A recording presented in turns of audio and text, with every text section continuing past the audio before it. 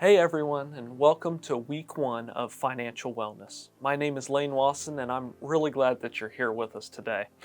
Over the next 4 weeks, we are going to walk through what it looks like to handle money in a way that leads to clarity, peace, and purpose, all through a biblical lens. Now, before we dive into today's content, I want to give you a clear picture of where we're heading. Now, this is not just a 1 week conversation. This is a 4 week journey, and each week is designed to build upon the last.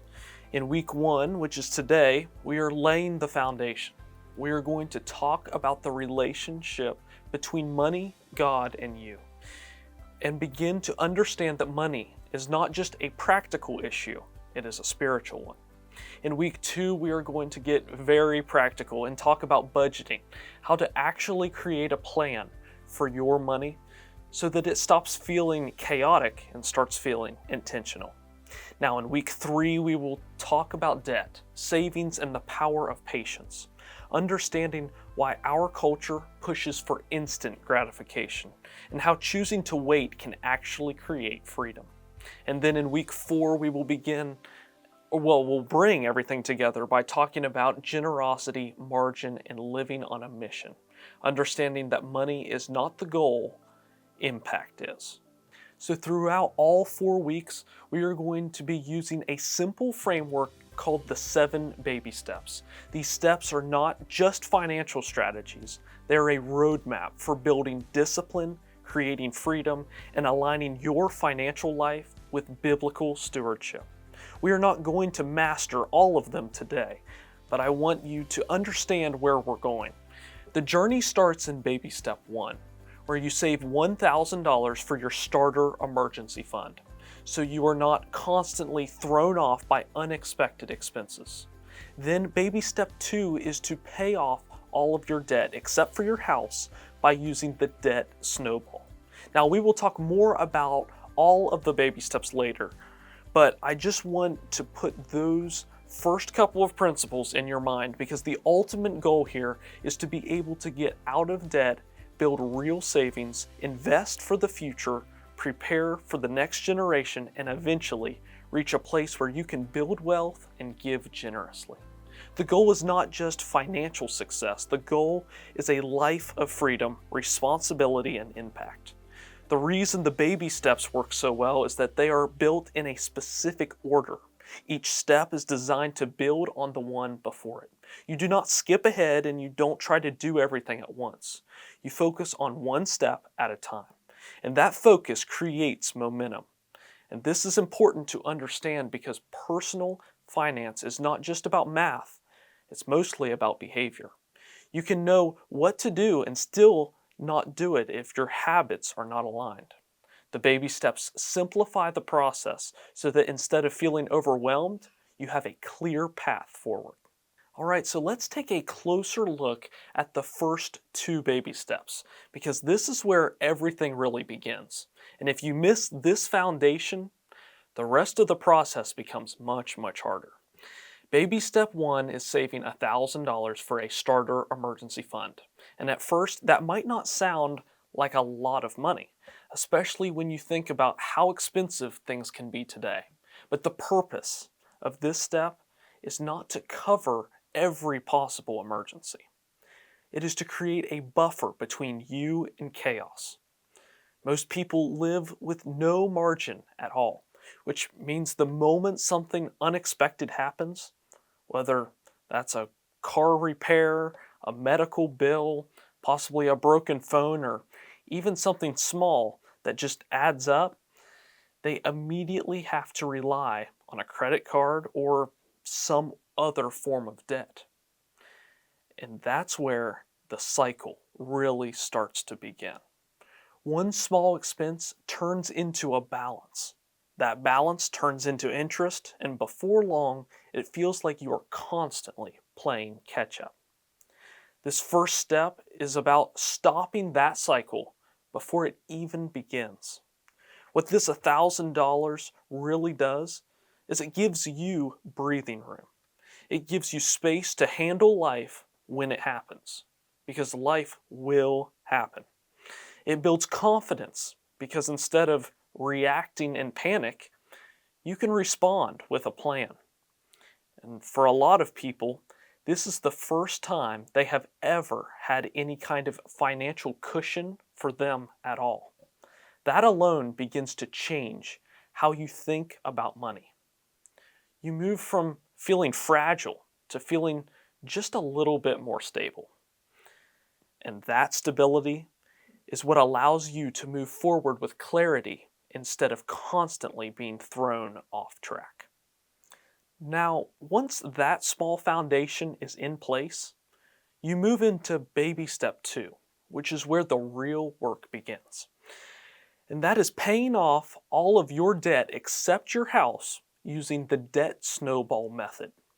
This step is all about breaking the chains of debt because debt is one of the biggest obstacles to financial freedom. It limits your options, it creates stress, and it keeps your income tied up in payments instead of allowing you to build something for the future. The debt snowball is a very specific strategy where you list all of your debts from smallest to largest without worrying about interest rates or anything like that, and then you focus on all of your extra effort on paying off the small one first while making the minimum payments on the rest of the debt. Once that smallest debt is gone, you take the payment you were making on it and roll it into the next one, and then the next, and then the next. And what starts to happen here is that momentum begins to build. At first, it might feel slow, but then you get your first win. One account is gone, then another, and another, and another. And each time something gets paid off, your confidence, it begins to grow a little, and your motivation begins to increase, and the intensity begins to pick up. That is why this method works so well. It is not just about the numbers, it is about behavior. Remember that. Personal finance is not just math, it's largely about habit, discipline, and momentum. You need to see progress in order to stay consistent. And the debt snowball is designed to give you those early wins to keep you moving forward. So to put this into practice, imagine someone with 3 debts. One is $500, one is $1,500, and one is $5,000. Instead of trying to tackle the biggest one first, they focus on the $500 debt. They attack it aggressively, knock it out, and now they have a win. Then they take that payment and apply it to the $1,500 debt. And now they are making even more progress. By the time they get to the largest debt, they are not the same person they were at the beginning. They have built discipline, they have built confidence, and they've built momentum. That is what actually drives success in this step, in baby step 2. These first 2 baby steps are not just about money, they are about changing how you operate. They shift you from reacting to money to leading it. They move you from being controlled by payments to taking control of your decision making. And they begin to build the kind of discipline that carries into every other area of your financial life. Without these steps, everything else we talk about will become harder. But with these 2 steps, you are building a foundation that supports everything that comes next. Now, with all of that in mind, let's talk about why this even matters. Before we ever get into budgets, debt, or saving, we have to answer one important question. Why does money matter in the first place? The truth is, money affects almost every decision we make.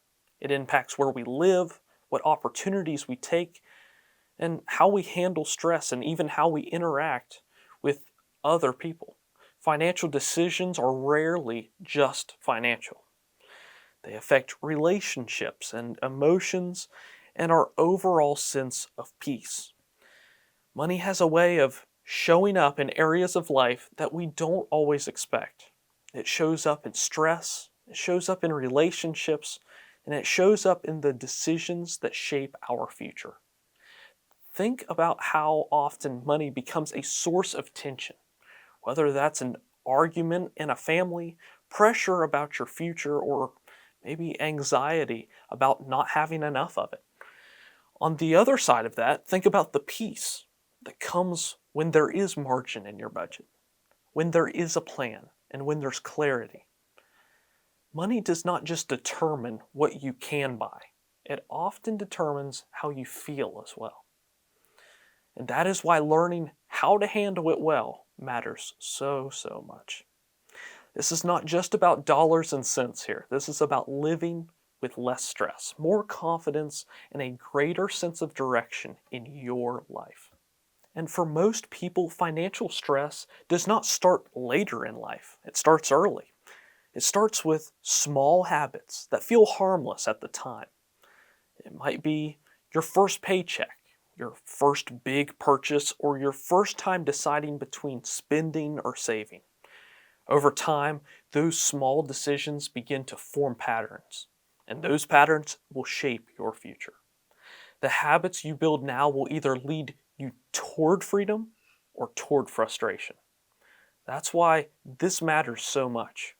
You're not just learning about money, you're building habits that will impact the rest of your life. But even beyond that, we need to understand something much deeper. God cares about how we handle His money. Scripture talks about money more than almost any other topic. Not because money itself is the goal, but because money reveals something about our hearts. Money is not evil, don't get me wrong, but mismanagement of money can lead to stress, poor decisions, and misplaced priorities. We are called to steward what we have been given, to avoid being controlled by money, and to use it in a way that reflects wisdom and purpose. So that leads us into the big idea for today. Money is not the goal. Money is a tool that God entrusts to us. That one statement has the power to completely change how you view your finances. Most of the world teaches the exact opposite. It teaches that money is the goal, that more money equals more success, and that your value is somehow connected to what you have. But Scripture teaches something very different right here. It teaches that money is not something we ultimately own.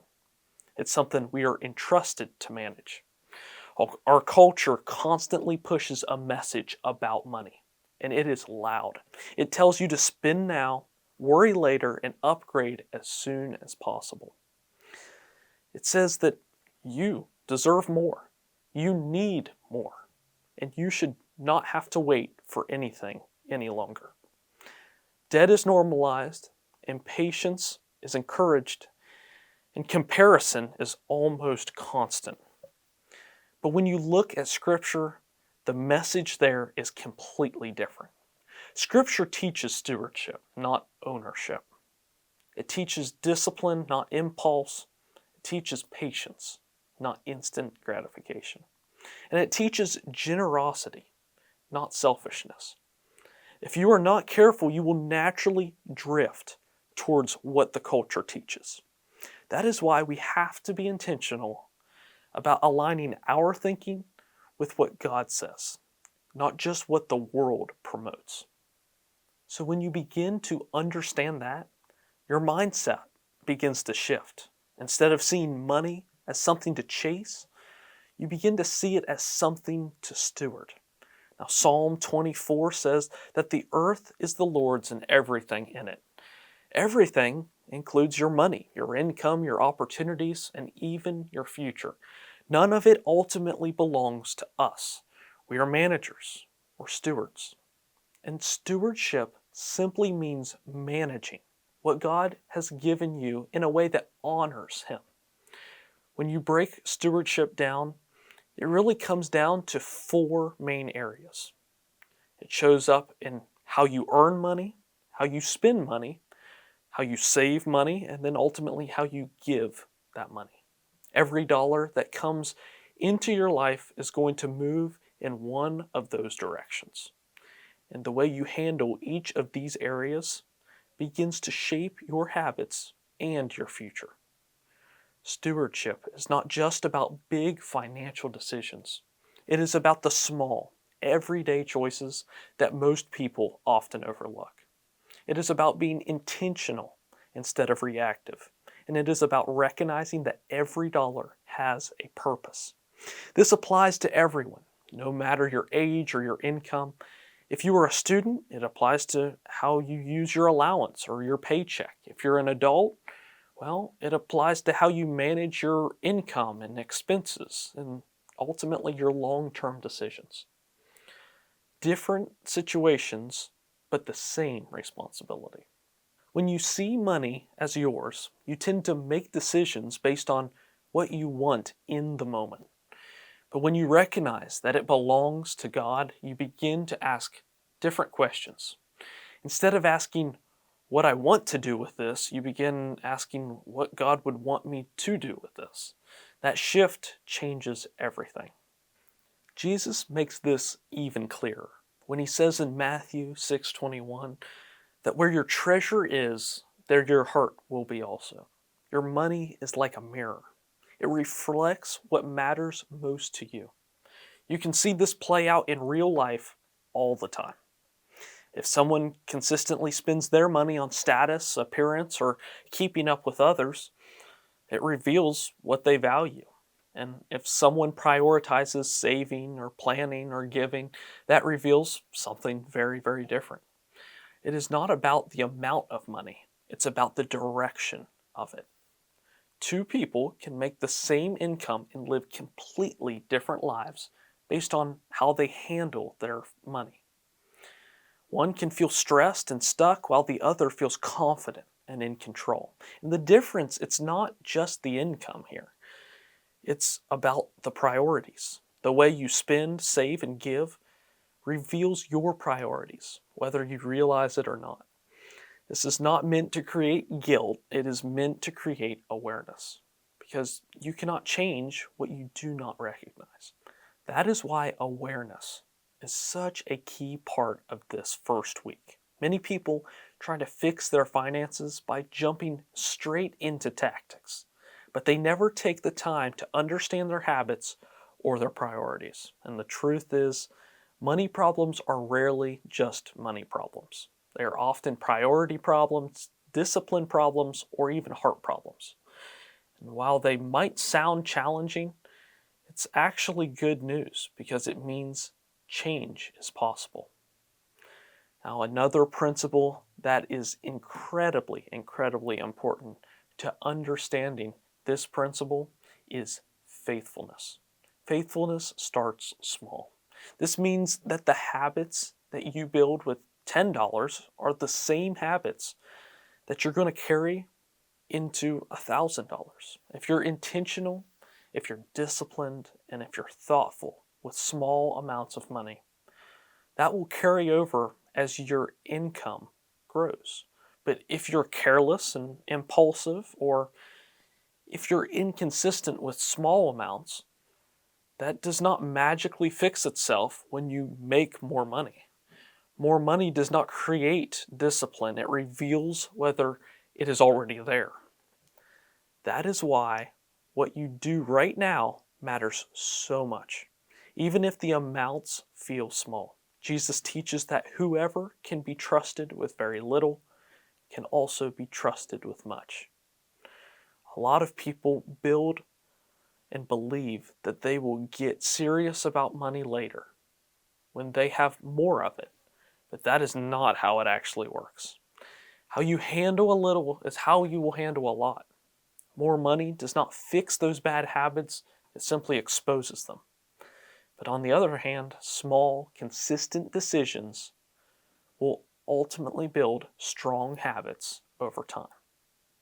Every dollar you receive can only do a few things. You can spend it, save it, invest it, give it, or waste it. There is no other option. And if you are not intentional, your money will naturally drift. It will go places you didn't plan, towards things that you don't actually care about. That is why one of the most important skills you can build is awareness before action. Before you change anything, you have to understand what is currently happening. Money without a plan is like a boat without a rudder. It might move, but it has no real direction, and eventually it ends up somewhere you never intended. If you do not give your money a clear direction, it will always find somewhere to go, and usually that somewhere is not aligned with your priorities.